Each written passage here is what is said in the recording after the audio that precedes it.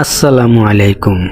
শুরু করিতেছি মহান আল্লাহ পাক রব্বুল আলামিনের নামে, যিনি পরম করুণাময় অতি দয়ালু। আজকে কিছু কথা বলবো যে বাংলাদেশের আমাদের গার্জিয়ান সম্পর্কে। আমরা প্রথমে বলবো, বাংলাদেশে যদি একটা যুবক কাজ করতে চায়, কাজের সুযোগ করে দেয় না। কারণ এটার দোষ হলো তার বাবা মা। কারণ আমাদের বাংলাদেশে যদি একটি যুবক, একটি খেটে খাওয়া যুবক, একটা শ্রমিক, সে কিছু করে খেতে চায়, গার্জিয়ান তাকে উৎসাহ দেয় না। যদি সে বলে যে গাড়ি কিনবো, বলে অ্যাক্সিডেন্ট করবি। যদি বলে সে ব্যবসা করব, কি ব্যবসা করবি? ব্যবসা আছে, বাকি নিব, হ্যান নিব, ত্যান নিব, টাকা উঠাইতে পারবি না, ব্যবসা করতে পারবি না। ওই যুবক শ্রমিক, ওই মানুষটার মনটা ভেঙে দেয়, মনটা তারা ভেঙে দেয়। আসলে দেখুন, প্রবাদ যারা থাকে, কত কষ্ট, কত না কষ্ট।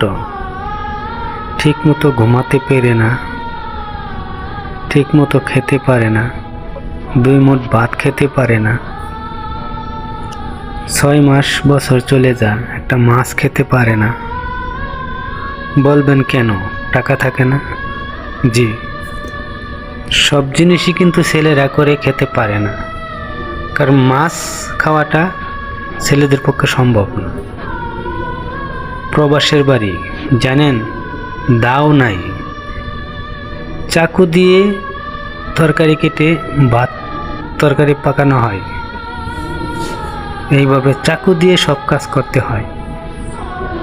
দাও বডি রাখা নিষেধ। এরপর ডিউটি থাকে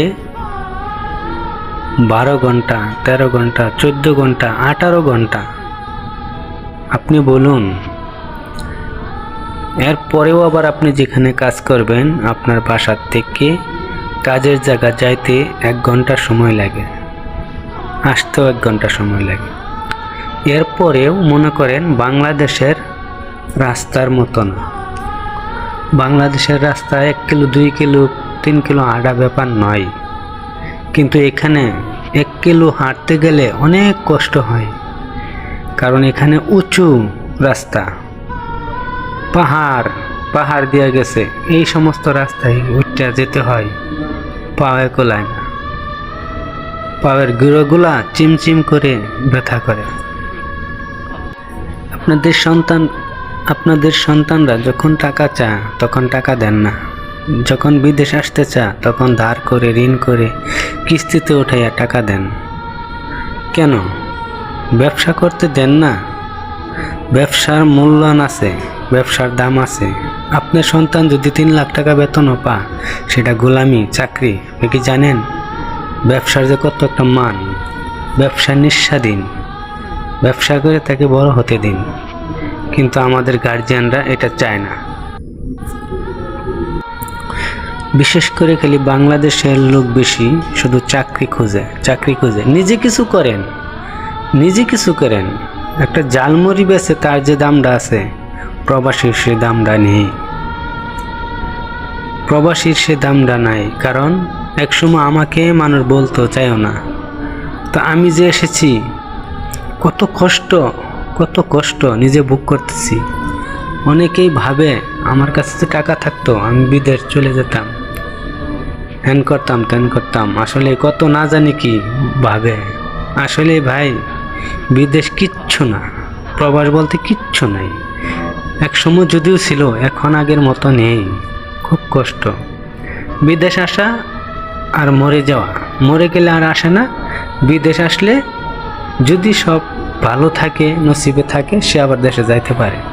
একটা টার্গেট থেকে টার্গেট শেষ হলে যেতে পারে। ঠিক আছে?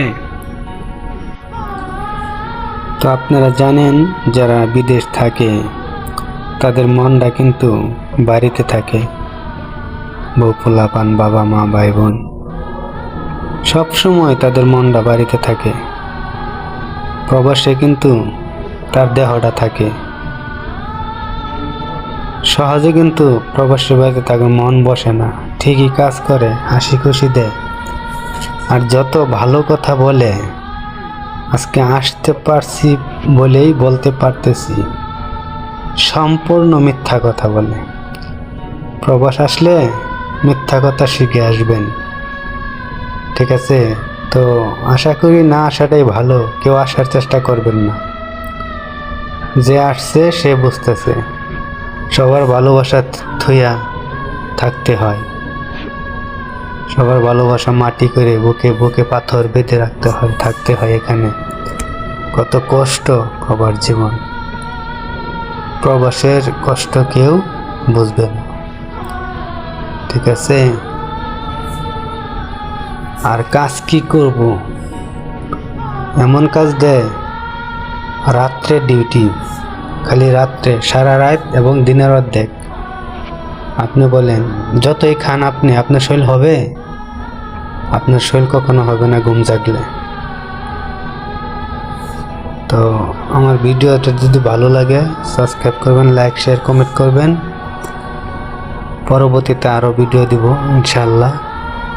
আজকের ভিডিওটা লং হয়ে গেছে, এই জন্য আন্তরিকভাবে দুঃখিত।